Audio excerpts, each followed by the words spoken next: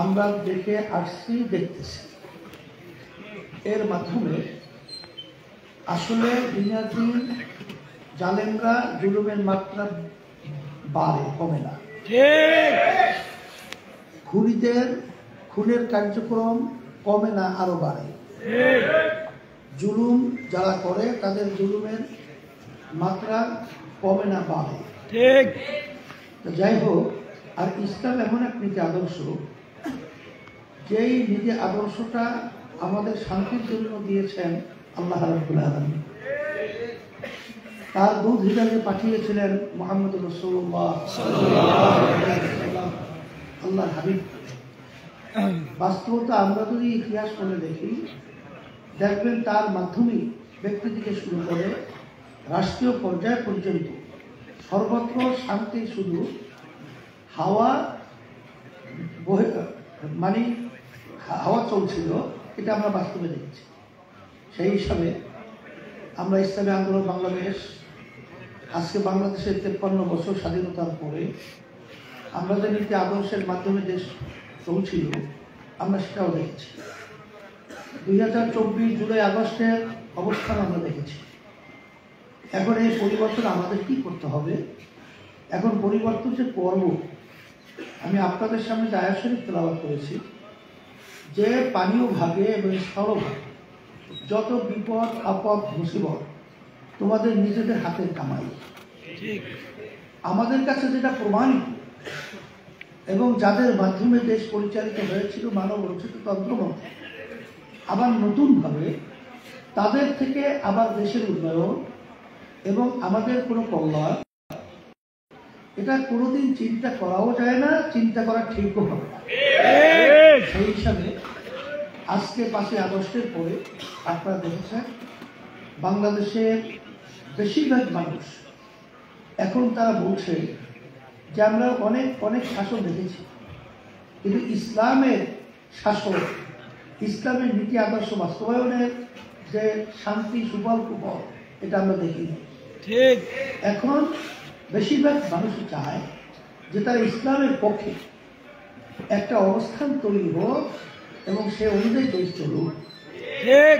সেই হিসাবে আপনারা জানেন যে বাংলাদেশের ভিতরে যে ইসলামের দলগুলো রয়েছে, সমমনা দল, আমরা সবাই আলহামদুলিল্লাহ নির্বাচনের সময় যেন ইসলামের পক্ষে একটু বাক্স পাঠাতে পারি, এই চিন্তা, এই উদ্দেশ্য নিয়ে আমরা কিন্তু বিভিন্ন পর্যায়ে কাজ করতেছি এবং বর্তমানে চলমান রয়েছে। আল্লাহ তাআলা কবুল করে, আশা তো করি আল্লাহ মুহাম্মদের ভালো একটা ফল আল্লাহ আমাদেরকে দান করবেন। এর কারণ হলো আল্লাহ রাব্বুল আলামিন বলছেন, ওয়ালা তাহিনু ওয়ালা তাহজানু ওয়া আনতুমুল আ'লাউনা ইন কুনতুম মুসলিমিন। তোমাদের চিন্তা ভয় নেই, তোমরা বিজয় হবে যদি মুমিনের চরিত্র অর্জন করতে পারো। আজকাল বলছিলাম ইসলামী আন্দোলন বাংলাদেশ আমাদের লক্ষ্য উদ্দেশ্যটা আমরা জানি, তারপরে বলছি 1987 সালে এই দলটা প্রতিষ্ঠিত হয়েছে, কিন্তু অদ্যবধি পর্যন্ত আমাদের দলীয় মার্কায় কোনো এমপি এখন পর্যন্ত সংসদে যায় না। ঠিক। এই না যাওয়ার পিছনে কারণটা কি? আমাদের সাংগঠনিক দুর্বলতা, না আমাদের লোকবল নাই, না আমাদের সমর্থন নেই, তা না। আসল মূল ব্যাপার হলো আমরা আর ওই বিভিন্ন যাদের নাকি ব্যক্তি দলীয় স্বার্থকে অগ্রাধিকার দেয় দেশের চেয়ে, মানবতার কল্যাণের চেয়ে, তারা বারবার আমাদেরকে বিভিন্ন মুখ রোচক সুন্দর সুন্দর কথার মাধ্যমে আমাদেরকে অনেক আশা আকাঙ্ক্ষা দেখিয়ে আমাদেরকে বারবার তারা ব্যবহার করেছে। আমাদেরকে সিঁড়ি বানিয়ে ওর ক্ষমতার মসনদে উঠে, আসলে বাস্তবতা আমরা দেখেছি তাম দুনিয়ার মধ্যে একবার দুইবার নয়, তারা এই সুন্দর দেশটাকে 5 বার দুর্নীতিতে চ্যাম্পিয়ন, চোরের দিক থেকে ফাঁস বানিয়েছে। কত মায়ের কোল খালি হয়ে গেছে। আমি সেদিনও সরাসরি বলেছিলাম যে বাংলাদেশের জনগণ এখন মায়ের কোল আর খালি হোক এটা আর দেখতে চায় না। এখন পরিবর্তন করতে হবে। আমরা কষ্ট করে টাকা উপার্জন করব, আর সেই টাকা ভ্যাট ট্যাক্সের মাধ্যমে সরকারি ফান্ড জমা হবে, আর তারা ক্ষমতার চেয়ারে বসে আমাদের কষ্ট অর্জিত সম্পদ, আমাদের কষ্ট অর্জিত টাকা তারা বিদেশে পাচার করবে, বেগম তারা তৈরি করবে। এটা বাংলাদেশের মানুষ এখন আর দেখতে চায় না, পরিবর্তন করতে চায়। আজকে দলীয়করণের মাধ্যমে আজকে আপনারা দেখেছেন যে বৈষম্য বিরোধী দলীয়করণ এমনভাবে সর্বত্র চাপিয়ে দেওয়া হয়, সেখানে যোগ্যতা থাক বা না থাক, মেধাবী যোগ্যতা সম্পূর্ণ ছেলেগুলো আজকে রাস্তা রাস্তায় বেকার করছে, কিন্তু তাদের দলীয়করণের কারণে অযোগ্য লোকগুলো সর্বত্র তারা বসিয়ে দেশটাকে একটা অসুন্দর দেশে পরিণত করেছে। এই পরিবর্তন আমাদের কি করতে হবে?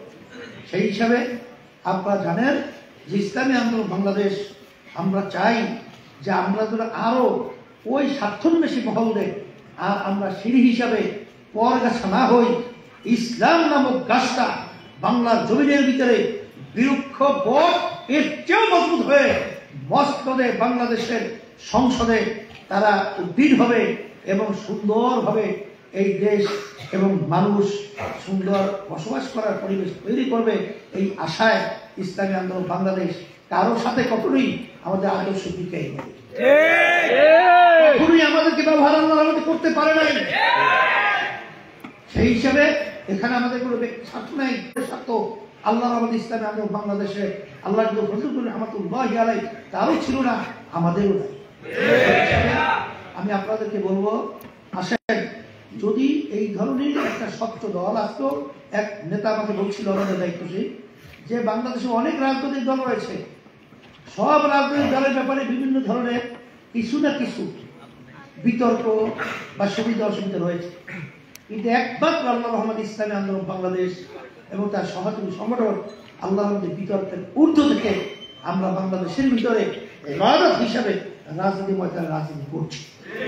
সেই হিসাবে আমরা যারা নাকি এর সাথে জড়িয়ে আছি, আমাকে কালকে না কখন একজন বলছিল শুধু অন্য অন্য দলের নেতাকর্মীরা যেভাবে কাজ করে সেভাবে তো আমাদের লোকজনের কাজ করবেন গতি আমরা আসলে সেভাবে দেখছি না।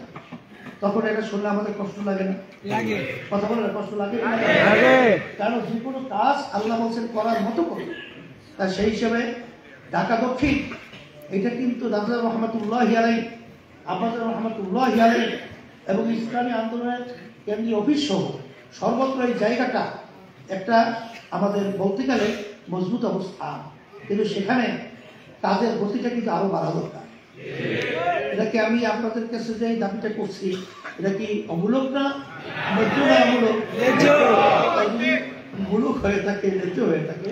সেই হিসাবে আমি আপনাদেরকে বলবো, কাজের গতি যদি আমরা বাড়াতে পারি, মাঠ উর্বর রয়েছে, মাঠ প্রস্তুত রয়েছে, আমরা যদি আলহামদুলিল্লাহ শহীদ নিয়াতে ভাইদের কাছে মা বোনদের কাছে দাওয়াত নিয়ে যাই, দেখবেন তারা সাড়া দেবে, এটাই বাস্তবতা।